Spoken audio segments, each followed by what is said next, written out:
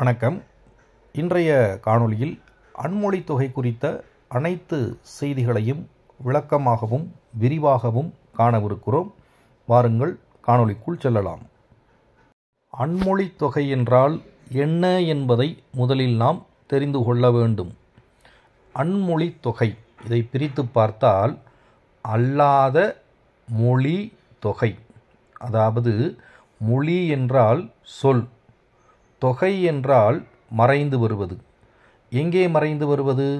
ஒரு தொகை சொல்லுக்கு தொடர்பில்லாத வேறொரு சொல் அந்த தொகை சொல்லுக்கு வெளியில் அல்லது தொகை சொல்லை அடுத்து மறைந்து வந்தால் அதைத்தான் அன்மொழி தொகை என்று குறிப்பிடுகிறோம். அது என்ன தொகை சொல்லுக்கு புறத்தே அல்லது தொகை சொல்லை அடுத்து? இதைத்தான் நாம் இந்த காணொளியில் நாம் தெரிந்து கொள்ளவிருக்கிறோம். ஐந்தொகை மொழிமேல் பிற தொகல் அன்மொழி என்கிறது நன்னூல்.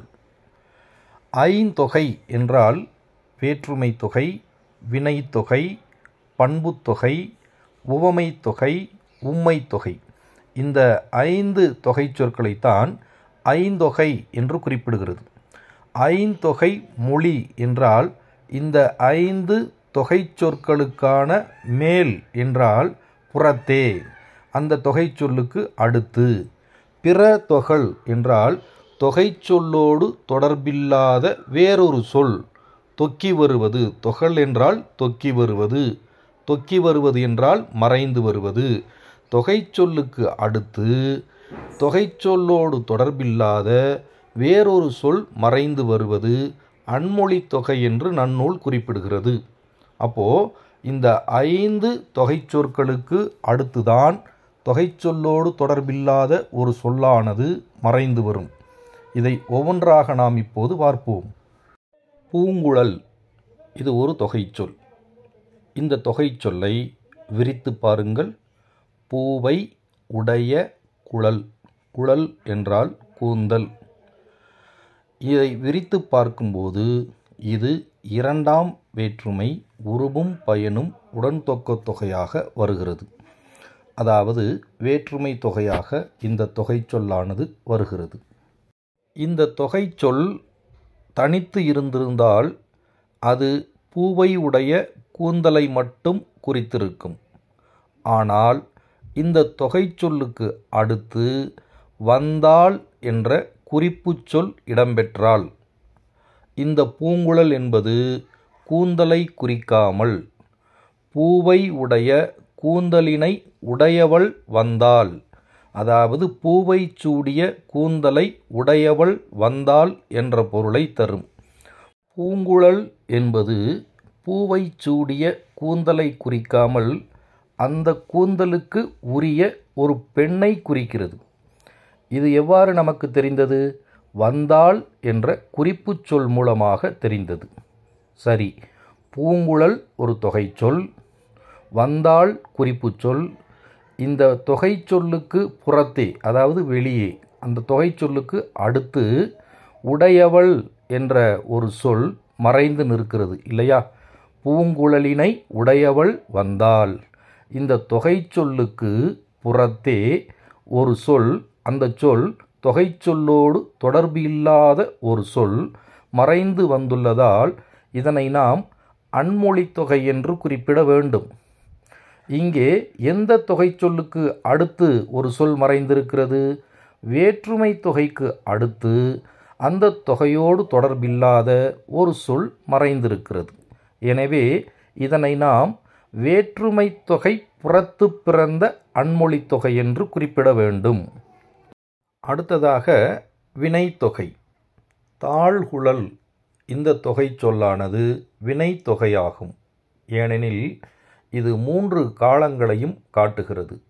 தாழ்குழல், தாழ்கின்ற குழல், தாழும் குழல் என 3 காலங்களையும் காட்டுவதால் தாழ்குழல் என்பது வினைத்தொகை.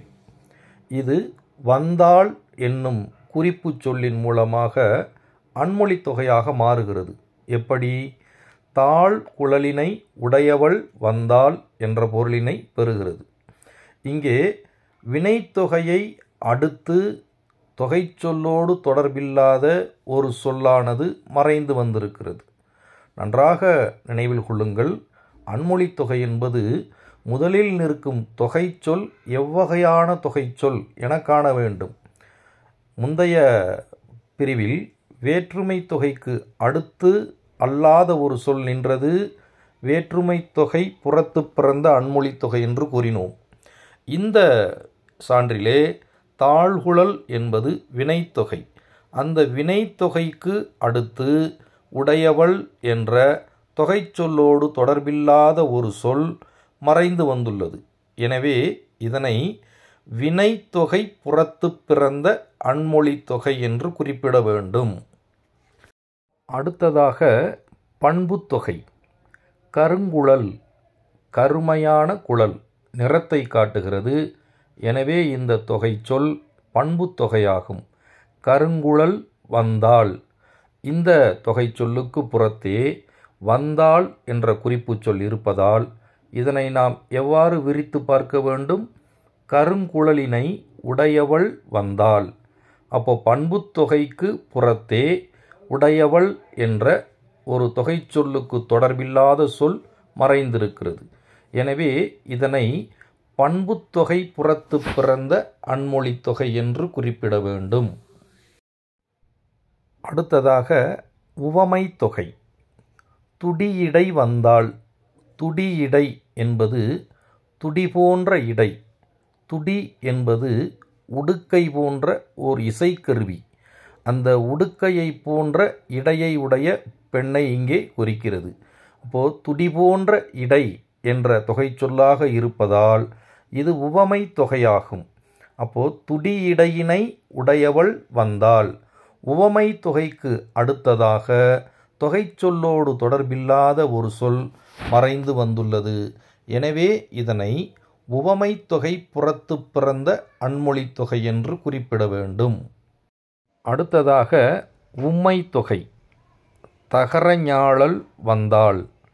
தகரஞாழல் என்பது தகரமும் ஞாழலும் இடையிலும் இறுதியிலும் மறைந்து வந்துள்ளதால் இதனை நாம் உம்மை தொகை என்கிறோம்.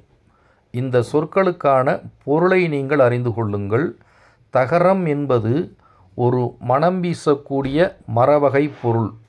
ஞாழல் என்பது மல்லிகை வகையைச் சேர்ந்த மனம் வீசக்கூடிய பொருள்.